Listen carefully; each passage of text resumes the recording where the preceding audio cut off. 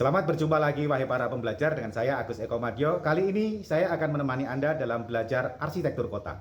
Nah, di kuliah perdana ini saya sengaja melakukan pembukaan pada setting kebun belakang rumah saya ya.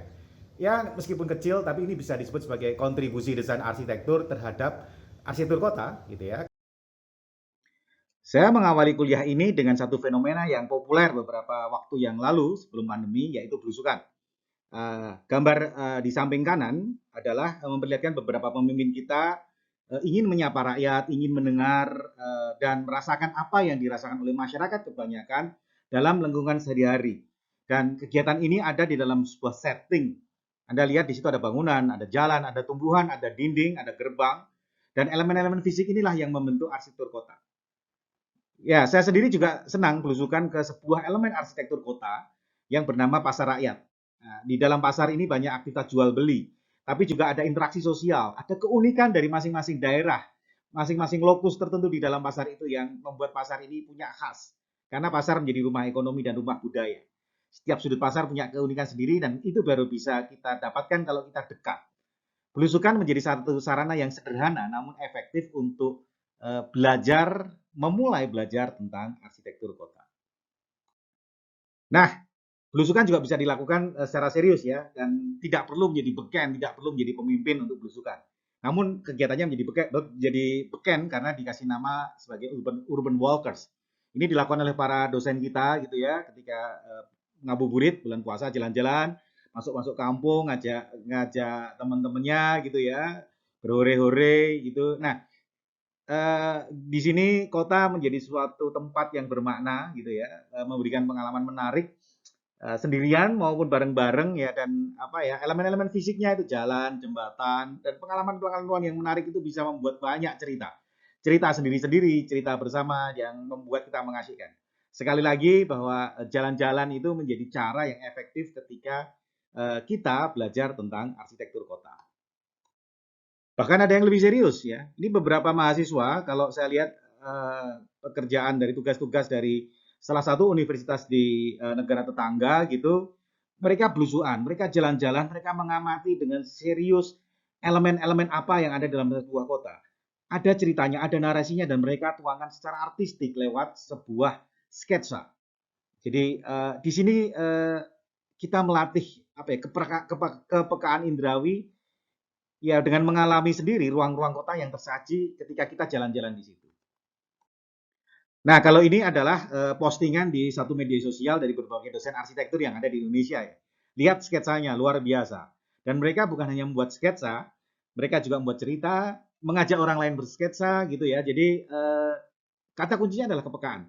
Jadi ketika kita jalan-jalan, mengamati, atau dalam ada bahasa khusus mencerap, sensing ya, mencerap suasana dalam sebuah ruang kota, itu akan banyak cerita yang kita bisa dapatkan. Ini menjadi sebuah pendekatan yang paling sederhana, tapi sangat efektif dan penuh makna ketika kita mempelajari arsitektur kota.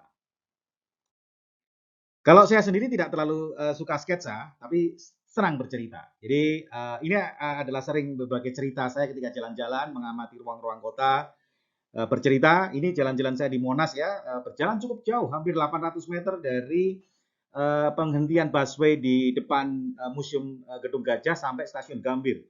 Sekitar hampir 800 meter saya berjalan, dan saya memilih berjalan daripada naik kendaraan karena memang ingin menikmati suasana.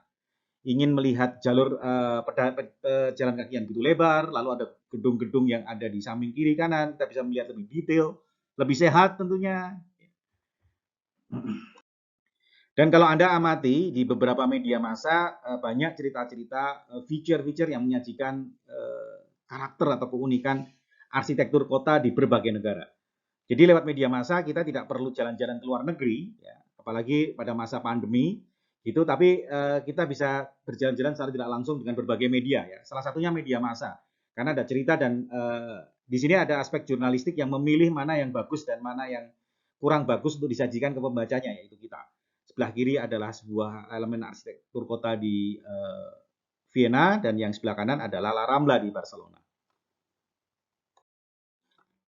Ya, tidak mesti kota-kota di negara maju ya, atau negara di Eropa tadi ya, memang punya peradaban yang panjang dan mempengaruhi dunia.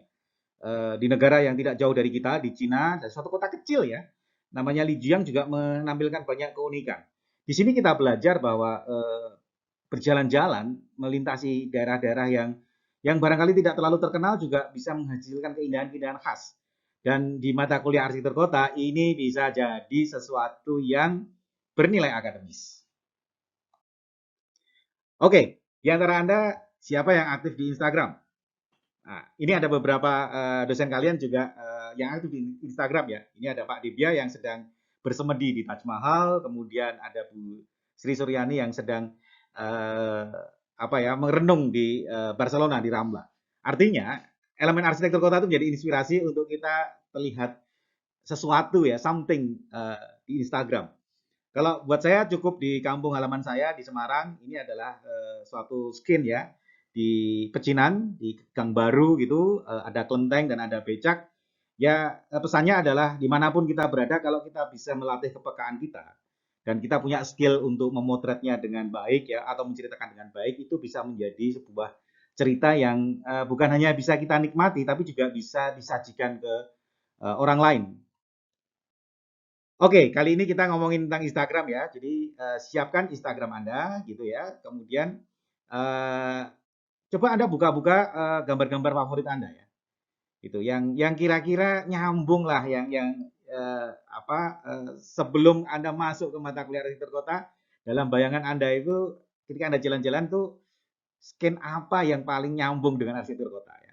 Nah, kalau sudah tag nama saya ya, Agus Eko Madyo di dalam gambar itu. Nanti saya akan like dan follow Instagram Anda. Oke, sudah dinikmati postingan-postingan masa lalu Anda di Instagram. Oke, cari betul mana yang suasana di mana paling relevan dengan arsitektur kota. Ya, kalau sudah jangan lupa tag nama saya @AgusEkoMadyo. Saya bisa like foto Anda dan mungkin saya akan follow Instagram Anda. Dan kalau sudah, jangan lupa ya, follow back juga. Oke, kalau Anda sudah puas dengan merawang masa lalu ketika kita masih bisa berjalan-jalan dalam dunia luas, kemudian mempostingnya, membagikannya ke teman-teman lewat media sosial, kali ini back to your laptop again. Ya, kembali ke kuliah lagi. Masih ada segmen kedua tentang arsitektur kota. Stay tune bersama saya, Agus Eko Madyo.